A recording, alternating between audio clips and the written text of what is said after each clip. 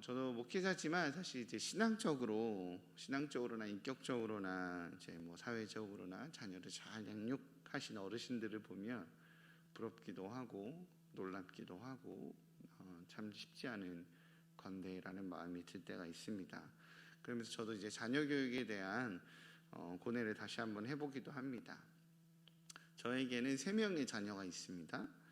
모든 부모가 자녀에 대해서 장담할 수 없듯이 아직은 어리고 착하고 순종적인 이 3명의 아이들이 평생을 동일한 모습으로 성장할 것이라고 저 역시 장담할 수 없겠죠. 그죠? 그러나 진리의 기준으로 우리에게 말씀하시는 성경을 통해서 오늘 바른 자녀 양육의 기준을 세우고 또한 그 기준에 맞춰 내 삶을 돌아보아 나는 그 메시지에 합당하게 살고 있는지 돌아보는 은혜의 시간 되시기 바랍니다 라고 이렇게 말씀을 드리면, 목사님 이미 애들 다 커서 결혼했습니다 라는 마음이 드시는 분들이 많겠지만, 그럼에도 불구하고 하나님께서 우리에게 주시는 귀한 은혜가 있을 줄 믿습니다. 오늘 설교의 주된 메시지는 사실 자녀 양육이에요. 큐티인 제목 자체가 마땅히 행할 길을 아이에게 가르치라 이거든요. 그러나 이 말씀을 좀 준비하면서 자녀가 있는 저이기도 하지만 그러나 우리 성도님들에게, 이 새벽에 오시는 성도님들에게도 하나님께서 주시는 메시지가 있다라는 마음이 들었습니다. 어쨌든 그래도 첫 시작의 메인 포커스는 자녀 양육의 메시지임을 좀 아시고 시작을 하시면 설교를 이해하는 데 도움이 되지 않겠나 싶습니다. 먼저 함께 6절을 좀 읽어보도록 하겠습니다. 6절 시작. 마땅히 행할 길을 아이에게 가르치라. 그리하면 늙어도 그것을 떠나지 아니하리라. 아멘. 오늘 본문은 마땅히 행할 길을 아이에게 가르치라라고 합니다. 그렇다면 오늘 성경이 말하는 이 마땅히 행할 길이란 무엇일까요? 마땅히 행할 길에 대해서 하나님께서 말씀하시는 바로 이러한 관점이 무엇인지 오늘 본문을 좀 고찰하고요. 또 그래서 그 고찰한 말씀을 가지고 오늘 하루를, 또 우리 자녀들의 삶을, 또 나의 삶을 돌아보는 시간 갖도록 하겠습니다. 가르쳐야 하는 마땅히 행할 길에 대해서 결론부터 좀 말씀을 드리면, 명예와 은총을 택하는 삶입니다. 우리 따라 한번 해볼까요? 명예와 은총을 선택하는 삶. 네, 1절입니다. 1절 같이 읽어보도록 하겠습니다. 1절 시작. 많은 재물보다 명예를 택할 것이요 은이나 금보다 은총을 더욱 선택할 것이라. 아멘. 네, 택할 것이니라.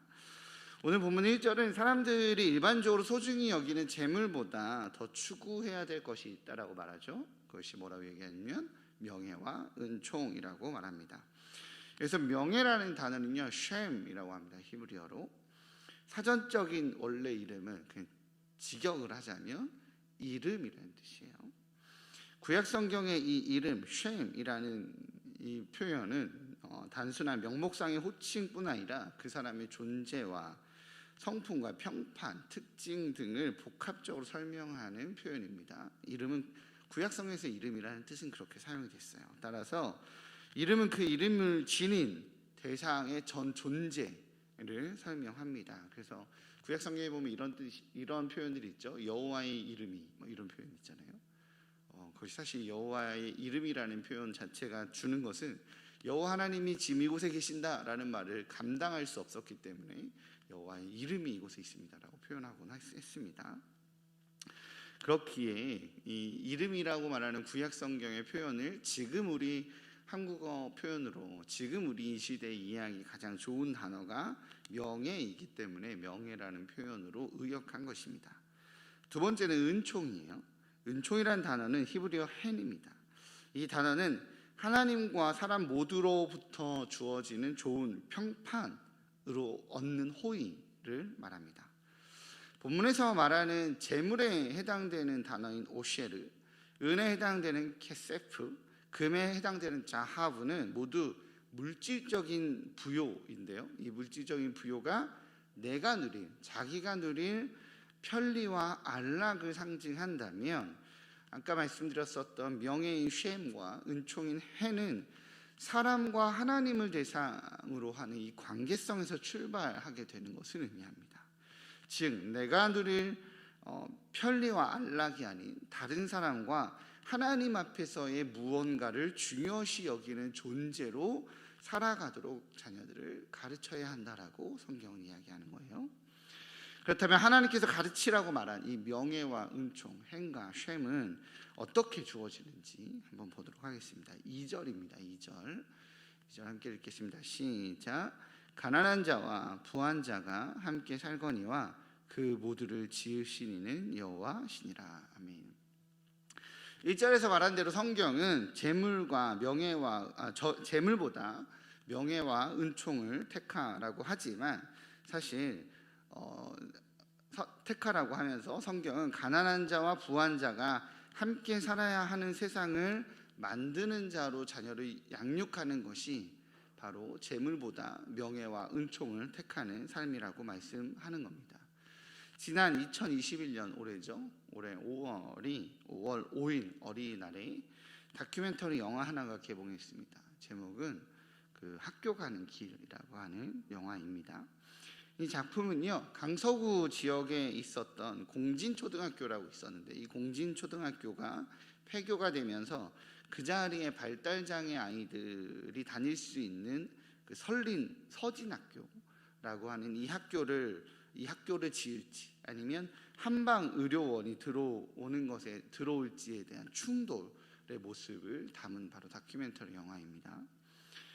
강서구 주민들은 허준 선생이 출생하고 동의보감을 집필한 가양동에 국립 한방의료원이 설립되기를 바랬습니다. 그래야 지역이 발전도 되고 또 저희가 아는 대로 집값도 오를 테니까요.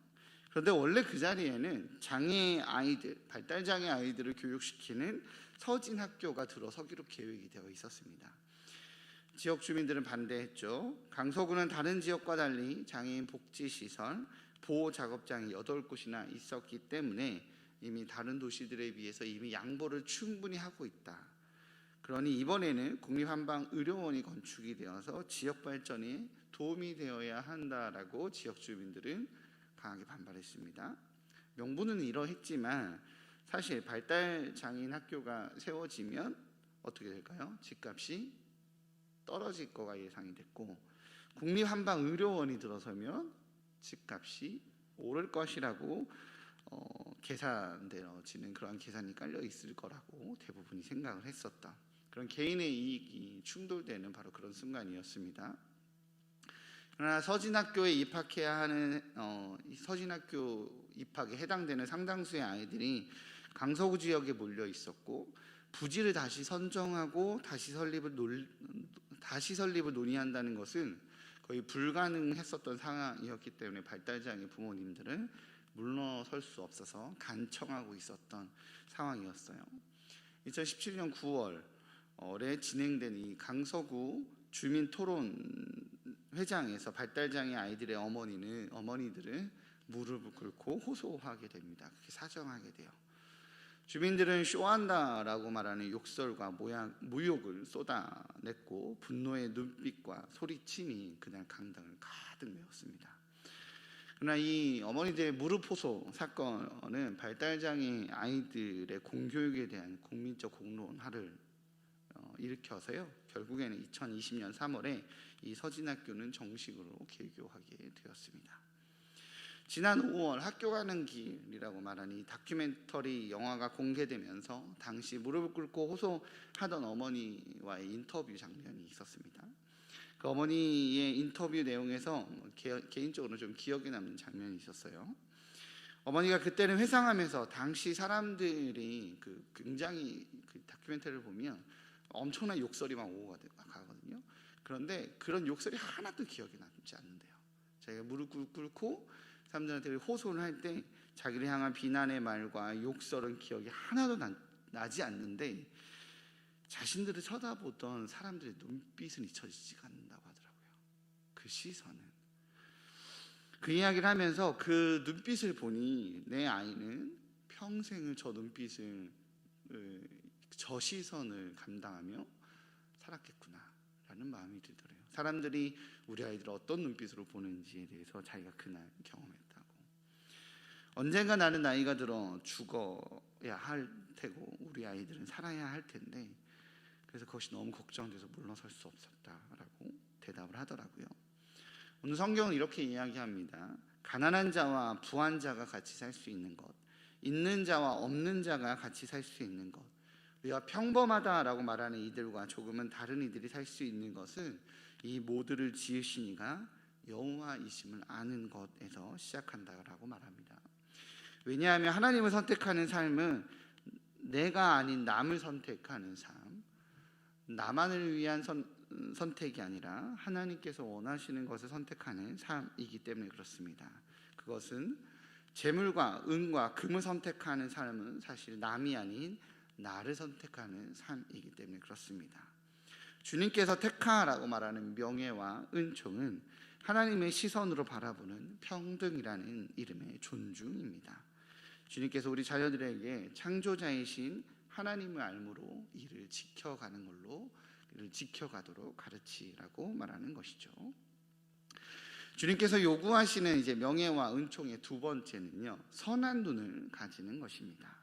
9절을 한번 읽어보도록 하겠습니다. 9절 시작. 선한 눈을 가진 자는 복을 받으리니 이는 양식을 가난한 자에게 주민이라. 아멘. 네, 두 번째 명예와 은총, 금과 은이 아니라 명예와 은총을 택하는 삶은 선한 눈을 가진 자가 되라는 것입니다. 한 프랜차이즈 치킨 회사에 한 통의 편지가 도착을 해요. 편지는 한 고등학생이 볼펜으로 이렇게 꾹꾹 눌렀은 손편지였습니다. 내용은 치킨을 먹고 싶다고 하는 한 어린 동생, 고등학생의 동생, 초등학생 정도 됐던 것 같아요. 그 떼쓰임을 견디다 못해 수중에 가지고 있는 돈 5,000원을 가지고 찾아간 치킨집에서 받은 이 호의에 대한 감사의 내용을 적어서 편지를 프랜차이즈 회사 본사로 보낸 그런 감사의 내용이었습니다. 스토리는 이렇습니다. 서교동의 철인 7호라는 치킨집을 운영하고 있었던 박재휘 씨는 코로나로 인해서 장사가 너무 안 되던 날이었대요. 계속 안 되기도 했고 그날은 정말 손님이 하나도 없었다고 합니다. 그날도 그렇게 장사가 안 돼서 가게 밖 골목으로 나가 밤하늘을 멍하게 바라보고 있는데 형제 두 명이 이렇게 서 있더래요. 어린 동생을 꼭 잡고 어린 동생인 형을 붙들고 치킨 형 치킨 이러고 있었나 봐요. 이렇게 외치는 상황이었던 상황에 형은 입을 꼭 다문 채 어린 동생의 손을 이렇게 꽉 쥐고 있었대요. 이 사장님의 말을 빌리자면 누가 봐도 무슨 상황인지 이해할 수 있는 바로 그런 장면이었다라고 합니다. 형은 자신과 눈이 마주친 그렇게 자기를 치킨집에서 나와서 자기들을 쳐다보는 그 사장님과 눈이 마주치자 그 사장님께 다가가서 용기 내어서 5,000원을 내밀며 5,000원 했지만 치킨을 먹을 수 있냐라고 물어봤다고 합니다.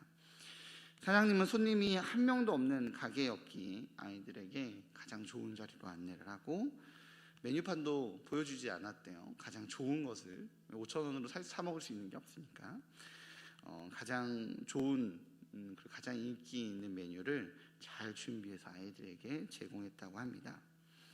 이후에도 철없는 동생은 몇 번이나 치킨집에 형 몰래 찾아왔고 그 사장님은 그때마다 이 동생에게 치킨을 잘 대접해주고요. 심지어 그 아이가 둘째 아이가 부모님이 안 계시고 할머니 손에 키워지고 있었는데 머리가 잘 이발소도 안 가고 이래갖고 머리가 잘 정돈되지 않아서 자신이 다니고 있는 인근에 있는 미용실에 데리고 가서 머리도 깎아줬다고 합니다.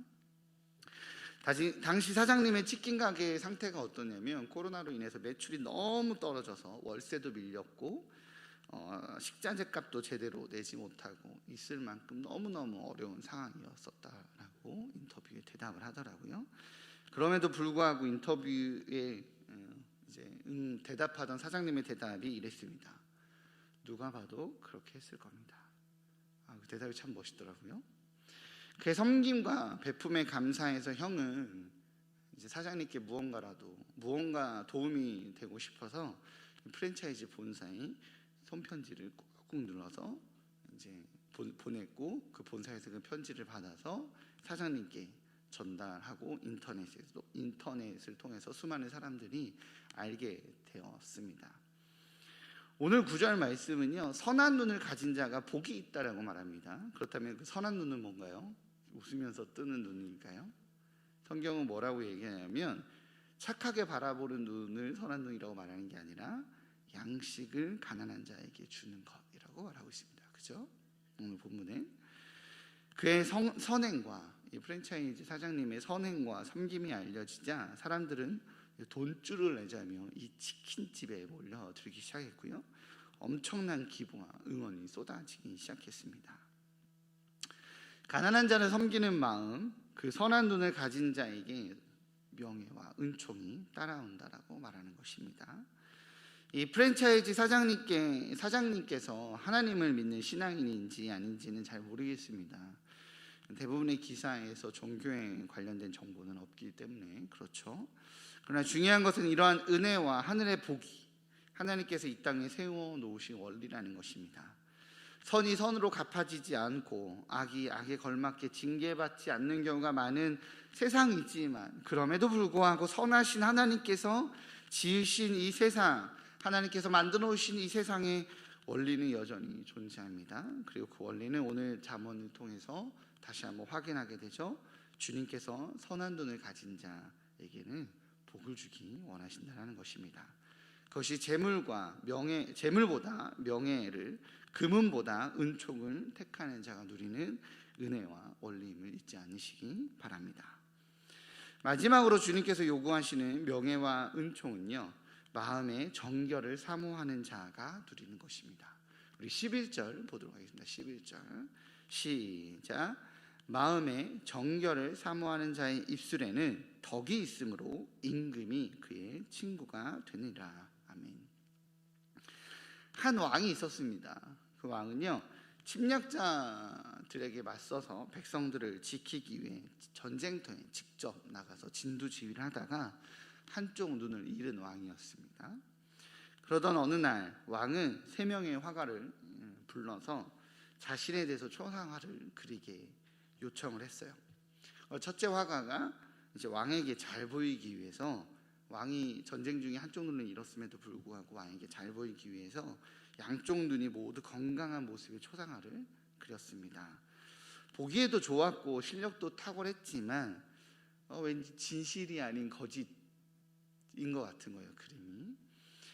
그래서 그런 거짓 같은 느낌의 그림 앞에서 왕은 마음이 불편해서 첫 번째 그림을 채택하지 않고 첫 번째 화가 역시 내보냈습니다. 두 번째 화가는요, 평소에 왕에 대한 좋은 마음을 가지고 있지 않았습니다. 그의 호전성에 대해서 여러 가지 우리가 지도자에 대한 평가는 사람마다 다 다르니까요. 좋지 않은 마음을 가지고 있어서 그랬는지, 그러한 자신의 마음이 투영됐는지 너무 사실적으로 그린 거예요. 한쪽 눈은 건강하고 한쪽 눈은 애꾸로 모습을 그렸죠. 근데 왠지 애꾸인 눈을 보면 기분을 상하는 느낌이 그 그림 안에 투영되어 있었던 것을 왕은 느낄 수 있었습니다. 결국 왕의 두 번째 화가의 작품이 거짓은 아니었지만 왠지 기분이 나빠요. 그 그림도 채택하지 않았고 그 두 번째 화가도 채택하지 않고 내보냅니다. 세 번째 화가는 백성을 위해 전쟁터에 나간 왕의 삶의 태도에, 왕의 모습에 평소에 존경하는 마음이 있었습니다. 그래서 고뇌하는 거죠. 그는 그의 영광의 상처, 바로 이 한쪽 눈을 잃은 모습을 왜곡하고 싶지도 않았지만 또한 그것이 왕에게는 상처일 테니까 그 모습을 있는 그대로 드러내고 싶지 않았었던 고뇌를 하게 됩니다. 그렇게 고민하다가 그는 어떻게 그리냐면 건강한 눈이 있는 옆쪽 모습, 정면을 그려낸 것이 아니라 옆모습을, 건강한 눈이 있는 옆모습을 그려냅니다. 화가는 그림 속에서 왕을 비전을 가지고 먼 산을 바라보는 매우 진취적인 모습으로 묘사를 했습니다. 이 초상화는 보기에도 좋았고요, 사실 거짓을 그린 것도 아니잖아요, 그죠? 사실에 반하지도 않은 그림이었기에 왕은 그 세 번째 그림을 선택했고 이 세 번째 화가에게 상도 주고 왕궁의 화가로 선택하기로 결정을 합니다. 오늘 본문을 원문으로 보면 마음의 정결을 사모하는 것과 입술에 덕이 있는 것을 대등하게 표현합니다. 즉 마음과 말을 대등하게 기술해서요, 말과 행동은 결국 마음에서 나오는 것이다 라는 것을 밝히고 있는 거죠. 왕에 대한 정결한 마음을 가지고 있었던 세 번째 화가는 그림이라는 말로 왕에게 덕을 드러냈고요, 결국 왕은 그의 친구가 됩니다. 부정적이고 비판적인 시각이 아닌 존중과 사랑의 마음을 가지고 보는 것, 그것이 정결한 마음입니다. 주님께서 허락하신 이 관계의 자리를 귀하게 여기는 건 말입니다. 옆에 있는 사람의 단점을 쳐다보는 것이 아니라 장점을 쳐다보는 것, 하나님이 붙여주시는 이 귀한 관계에 하나님이 붙여주신 하나님을 신뢰하며 바라보는 것을 말하는 거죠. 그것이 오늘 말씀에서 말하는 마음의 정결함입니다. 그 정결함으로 나에게 주어진 이 주위의 사람들을 귀하게 여기는 것이 명예를 선택하는 것이고 은총을 선택하는 것이라고 성경은 이야기하는 것이죠. 그렇게 만남의 축복을 허락하신 왕이신 하나님께서 주신 명예와 은총을 누릴 수 있는 것이라고 말하는 것입니다. 오늘 잠언은 자녀에게 재물보다 명예와 은총을 선택할 수 있도록 가르치라고 말합니다. 나를 채우는 삶이 아니라 창조자이신 하나님께서 귀하게 바라보시는 사람과 하나님께서 만들어 놓으신 모든 상황 가운데 하나님의 뜻을 바라보는 주님을 신뢰하는 마음을 가르치라고, 그 선함을 선택하는 존재로 자녀들을 양육하라고 말하는 것이죠. 그러면 지금 우리에게는 무슨 말씀을 하시는 걸까요? 어떤 얘기를 하는 걸까요? 자녀에게 가르친 대로 우리 또한 사랑하라고 말씀하는 것 아니겠습니까? 자녀에게 나를 채우는 삶이 아니라 동시대를 살아가는 이들을 채우는 삶을 살도록 자녀에게 가르치라고 한다는 것은 우리에게 동일하게 너희들도 그렇게 살아가라고 권면하는 것입니다. 부모로서 옳음을 아는데도 옳음을 가르치지 못하는 이유는 내가 그렇게 살고 있지 못하고 있기 때문이 아닌가라고 돌아보게 됩니다. 오늘 말씀대로 자녀에게 양육하시며 또한 하나님의 자녀로서 우리에게 너희도 그렇게 살아가라고 말씀하시는 하나님의 뜻대로 우리에게 주어진 오늘이라는 인생을 살아내시는 우리 일산 충신의 성도님들 되시기를 주님의 이름으로 축복합니다. 기도하겠습니다.